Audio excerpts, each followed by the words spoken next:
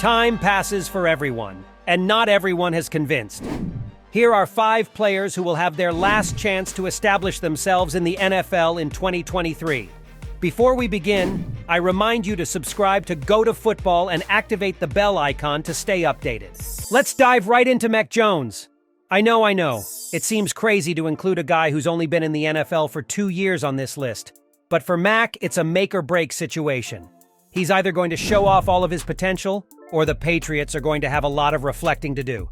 Jones was selected with the 15th overall pick in the 2021 draft, coming from the Alabama Crimson Tide, where he established himself as one of the best prospects out there.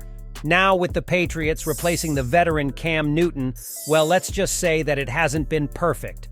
Don't get me wrong, the kid has played well and nearly shone.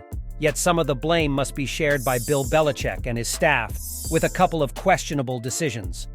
Hoping to obtain top-level performances, the Patriots have increased their roster, relying on Belichick's old friend Bill O'Brien. They've also signed players like Juju Smith-Schuster and Mike Gesicki and drafted players like Keishoni Boot to round out the team. Let's not forget about Bailey Zappi on the sideline, who has been performing exceptionally well in his recent appearances and is patiently waiting to see how things unfold. My dear Jones, it's best your performances are on point to convince Belichick, or you'll be warming the bench. Let's move on to Canadian Chase Claypool now. He's basically in the same boat as Jones, having only been in the league for a few years, and much like the Patriots quarterback, he had a decent rookie season.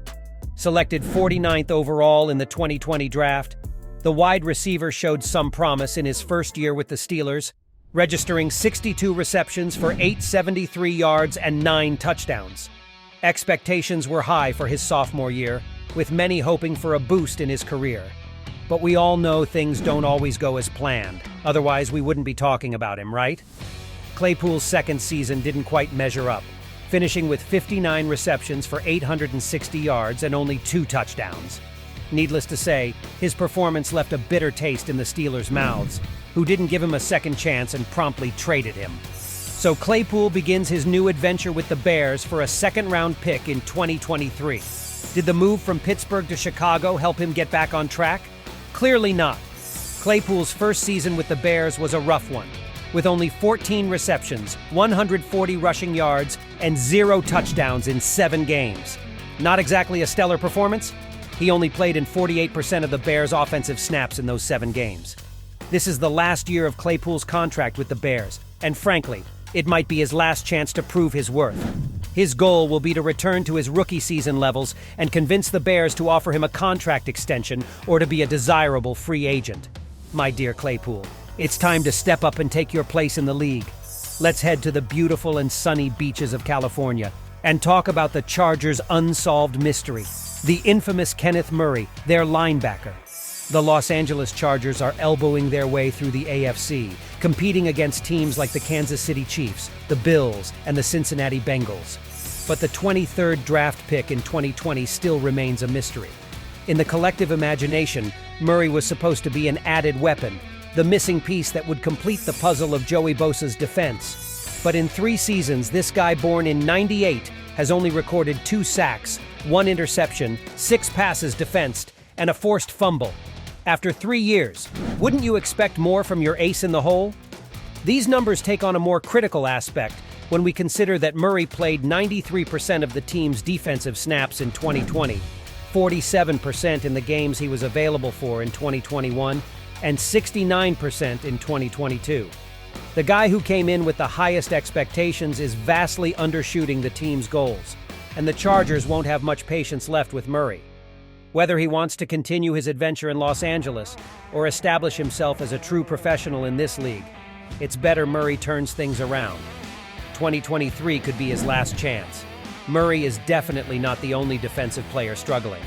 In 2020, the Jaguars had 2 first-round draft picks, C.J. Henderson at 9th overall and K'Lavon Chaisson at 20th overall. Of the 2 promising guys, C.J. already said goodbye to his teammates after his rookie year, and now it remains to be seen if K'Lavon Chaisson might do the same. The defensive end still has 1 year to avoid getting on the bus leaving Jacksonville and saying farewell to the Jaguars. In 3 years, he's only racked up 40 appearances with just 11 starts, 3 sacks, 60 combined tackles, and 0 forced fumbles. How much faith do the Jaguars have in this guy? Very little, to be honest. In 2022, in the games he was available, Chaisson only participated in 18% of the team's defensive snaps. With results and performances like these, it's not hard to imagine the Jaguars not exercising their option on his rookie contract and letting him become a free agent. Plus, at home, the Jaguars can count on milestones like Josh Allen, the first overall draft pick of 2022, and Trayvon Walker, so they can easily get by without him. Come on, Chaisson. You still have another chance. Make the most of it. Let's conclude with a player who has never managed to live up to at least some of the expectations placed on him. Patrick Queen. The Baltimore Ravens have an incredible tradition at the draft, with excellent abilities to find future talent. They spotted a potential player in LSU's linebacker in 2020 and chose him as number 28.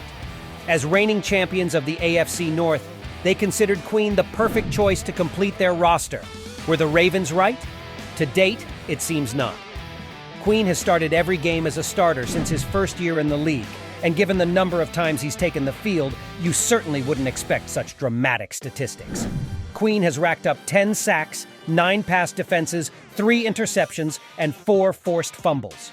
You'd definitely expect more from a player like him, who plays in a defense like the Ravens, wouldn't you? The 5th-year option on his contract was declined this offseason, and the team offered Roquan Smith a $100 million contract and selected Trenton Simpson in the 3rd round of the 2023 draft. It's clear that the Ravens are ready to turn the page and move on without Queen. So this is Patrick's last chance. Will he turn his career around or continue to be ineffective? Not everyone is able to perform as they would like, and difficult periods happen to everyone, but this year seems to be a decisive year for them.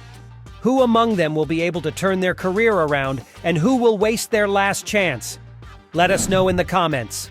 If you liked the video, leave a like and subscribe to Go to Football, the channel made by fans for fans.